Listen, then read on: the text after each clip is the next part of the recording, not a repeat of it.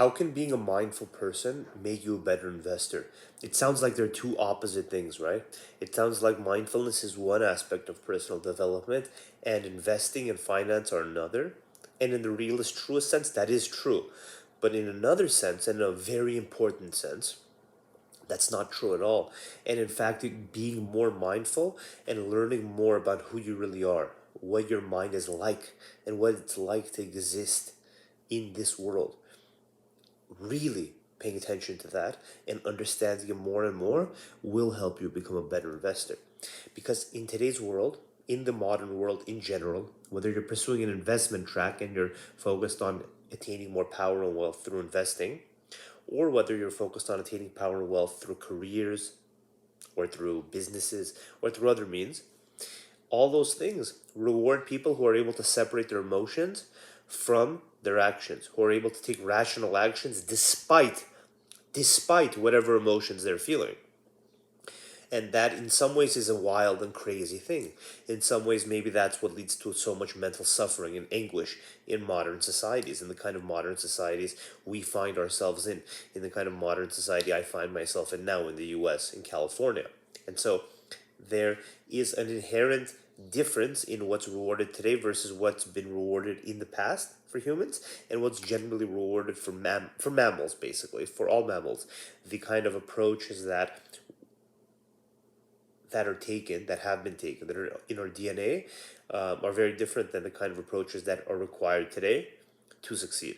If you take the other approaches, the old school approaches, the approaches your great grandfather took, or great great great great great grandfather took, or somebody in antiquity took, or an animal or an ape or a monkey takes, you're going to be fucked up in society. Society will stamp you down immediately.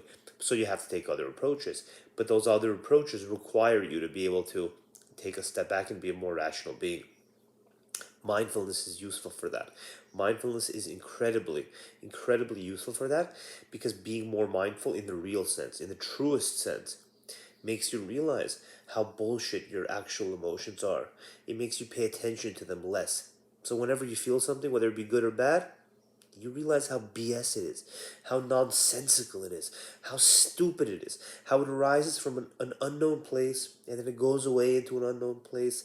And the more mindful you are in your daily life, the more you're paying attention more and more daily, the more another part of your brain realizes, hey, dude, like this keeps happening every single day, the same thing over and over and over. And you kind of are like, I'm tired of this shit. This is enough. That's enough. It's like imagine you go, I don't know, you do the same thing every day and you get the same stupid result every day. At some point, you'll say that's enough. But you can't say that. You can never ever say that's enough if you're not mindful. Because if you're not mindful, you'll never be paying enough attention. And that's how most people live their lives. That's how I lived my life. That's how most of the time I live my life. It's very hard to be mindful all the time. It's impossible in some ways. It's not useful in some ways, obviously. Obviously, sometimes you may want to be identified with the smaller sense of you, with the thought. But most of the time, and even if it's not most of the time that it's happening, even if it's sometimes that it's happening, if you're able to be hyper aware of the raw sensation of existence, the raw sensations presented to you by your conscious awareness, just pay attention to what arises as best as you can and focus with as much intensity as you can. You have to obviously take time and build that focus up. It's like a muscle. It's very hard to do. But once you're able to focus on the raw sensation of reality, and you're able to get glimpses of these raw sensations where, for example, here's one example of mine. I was sitting, meditating at home, and then somebody came home, and like, literally, this happens all the time, where I'm somewhere in the house, somebody comes home, I and I just I from the moment the garage door starts opening, I completely 100% know what's happening. I know that the garage door is the garage door. When the door opens, I know it's the door. When the keys clank, I know it's the keys. I know everything that's happening. I know every single thing. In my mind's eye, I picture the person coming home, opening the garage door, coming in, and there's nothing ambiguous. There is no more raw sensation for me in that way. But when I was meditating, and focused on experiencing the raw sensations that were just arising in just in my conscious awareness with my eyes closed. And there's tons of those as well. You don't even need to open your eyes. There's so many raw sensations when you just close your eyes. And so I had my eyes closed, and I had a glimpse of the raw sensation of the garage door opening, of the person coming in, the keys jangling, the door opening, the door slamming, the footsteps, all of that. But I had it without the additional story I layer on. And it's a pretty wild fucking thing to experience that. When you have that without the additional story. Where you have it without the. You literally have it as the pure sensation, as if you heard it for the first time. That's the way to describe it. So imagine you take an entity, whether it's a kid or an adult, whatever, you create that entity, they've never seen or heard anything, and you make them hear the sound of the garage door opening, the sound of the footsteps, the sound of the door opening, the sound of the door slamming closed, the keys jangling, and the entire process. You make them hear that. For them, that's just going to be noise.